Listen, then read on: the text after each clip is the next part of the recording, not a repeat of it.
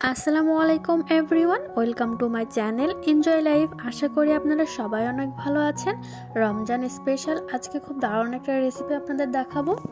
সামান্য কিছু উপকরণ দিয়ে খুব সুন্দর একটা ডেজার্ট তৈরি করেছি আজকে, যে কেউ একবার খেলে বারবার খেতে ইচ্ছে করবে তার।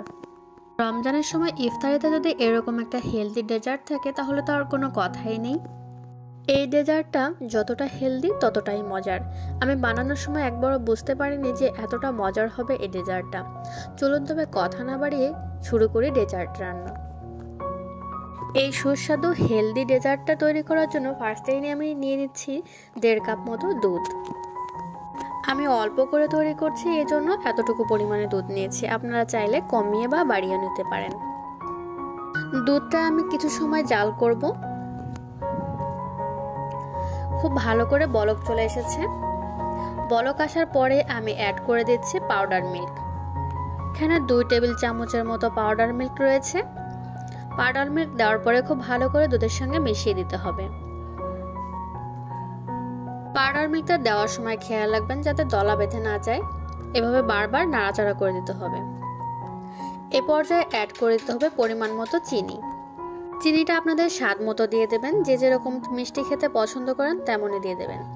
আমি কিছু ফল অ্যাড করব, এই জন্য চিনিটার পরিমাণ একটু কম দিয়েছি। মিষ্টি আমি একটু কম পছন্দ করি। দুধটা জাল হতে হতে আমরা আরেকটা কাজ সেরে আসি। আধা কাপ পানি নিয়েছি, এর মধ্যে 1 চা চামচ পরিমাণ কর্নফ্লাওয়ার দিয়ে দিলাম। এটাকে ভালো করে গুলে নিচ্ছি আমি। কর্নফ্লাওয়ারটা গোলানো হয়ে গেছে। জাল দেওয়া দুধের মাঝে এখন আমি কর্নফ্লাওয়ারটা অ্যাড করে দেবো, কারণ অনেকটা সময় ধরে জাল করার সময় নেই হাতে, এই জন্য কর্নফ্লাওয়ার দিয়ে দুধটাকে খুব ভালো করে ঘন করে নিচ্ছি আমি। এতে করে ডেজার্টে কোনো এফেক্ট ফেলবে না, খুব মজাদার হবে ডেজার্টটি। আর আপনি চাইলে দুধটা জাল দিয়ে কমিয়েও নিতে পারেন।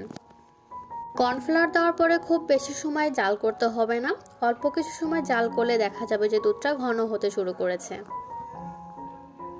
মিডিয়াম হাই হিটে জাল দিচ্ছি আমি। দেখতে পাচ্ছেন দুধটা ঘন হয়ে কালার অলরেডি চেঞ্জ হয়ে গেছে। এ পর্যায়ে দুধটা আমি একটা সাইডে নামিয়ে রাখছি। ফ্রাই প্যান দিয়ে দিলাম চুলায়। আবারও প্যানে দিয়ে দেবো পর্যাপ্ত পরিমাণে পানি। একটু বেশি পরিমাণে পানি দিতে হবে এখানে। যখনই পানিতে বলক চলে আসবে অ্যাড করে দেবো সাবুদানা। এই সাবুদানাটা একটু দেখে আনতে হবে, যে কোনো মুদির দোকানে আপনি গেলেই সাবুদানাগুলো পেয়ে যাবেন। সাবুদানাটা হাই হিটে জাল করে সিদ্ধ করতে হবে। কিছুক্ষণ পর পর আপনি দেখলে বুঝতে পারবেন যে সাবুদানাটা কতটা সিদ্ধ হয়েছে। যখনই সিদ্ধ হয়ে আসবে তখনই সাবুদানাটা স্বচ্ছ হতে শুরু করবে, একদম পানির মতো। ধৈর্য সহকারে বেশ অনেকটা সময় ধরে সাবুদানাটা সিদ্ধ করতে হবে। আমার প্রায় 15 মিনিট মতো লেগেছিল। আমি এখানে আধা কাপের মতো সাবুদানা নিয়েছিলাম। অলরেডি সাবুদানা সিদ্ধ হয়ে গেছে। একটা স্ট্রেনারে আমি সাবুদানাগুলো নিয়ে নিয়েছি। এরপর নর্মাল টেম্পারেচারে পানি দিয়ে সাবুদানাগুলো খুব ভালো করে ধুয়ে নিতে হবে, যাতে এর গায়ে আঠালো ভাবটা না থাকে এবং ঝরঝরে হয়ে যায়।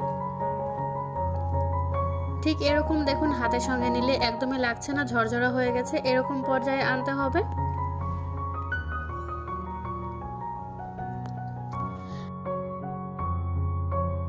আর আগে থেকে যে দুধটা জাল করে রেখেছিলাম সেই দুধটা একদম ঠান্ডা করে ফেলতে হবে। ঠান্ডা করার পরেই ঠান্ডা সাবুদানাগুলো দিয়ে দিতে হবে। দুধটা গরম থাকা অবস্থায় সাবুদানাগুলো দেওয়া যাবে না। সাবুদানাটা দেওয়ার পরে খুব ভালো করে মিক্সড করে দিতে হবে চামচের সাহায্যে।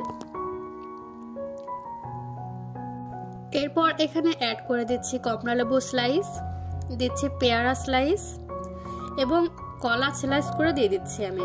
এখানে যার যার চয়েস মতো আপনারা ফ্রুট ইউজ করতে পারেন। যার যেমন ফল পছন্দ সে ধরনের ফলই আপনারা নিতে পারেন। আর ওখানে অ্যাড করতে পারেন বাদাম, কাজু বাদাম, পেস্তা বাদাম, এই ধরনের জিনিসও আপনারা অ্যাড করতে পারেন। তাহলে খাবারটা আরও বেশি হেলদি হয়ে যাবে। তো আমার কাছে এটাই এনাফ মনে হয়েছে, খুব ভালো লেগেছিল। এই রেসিপিটি আমার এতটা মজার লেগেছিল আমি আপনাদের ভাষায় প্রকাশ করে বোঝাতে পারবো না। রমজানের সময় যদি ইফতারিতে এরকম একটা ডেজার্ট থাকে তাহলে আর কিছুই লাগে না। যেরকমই হেলদি সেরকমই সুস্বাদু খেতে। আর এই ডেজার্টটা তৈরি করার পরে আপনার ফ্রিজে রেখে দিতে পারেন 5-6 ঘন্টার মতো। 5-6 ঘন্টা রাখার পরে এটা অনেকটা ঠান্ডা হয়ে যাবে এবং খেতে খুবই মজাদার হবে। এই ডেজার্টটা সবসময় ঠান্ডা খেতেই বেশি মজা লাগে। ভিডিওটি ভালো লাগলে অবশ্যই লাইক, কমেন্ট, শেয়ার করবেন প্লিজ। এতক্ষণ আমার সাথে থাকার জন্য অসংখ্য ধন্যবাদ। আজ এই পর্যন্তই। আল্লাহ হাফেজ। আসসালামু আলাইকুম।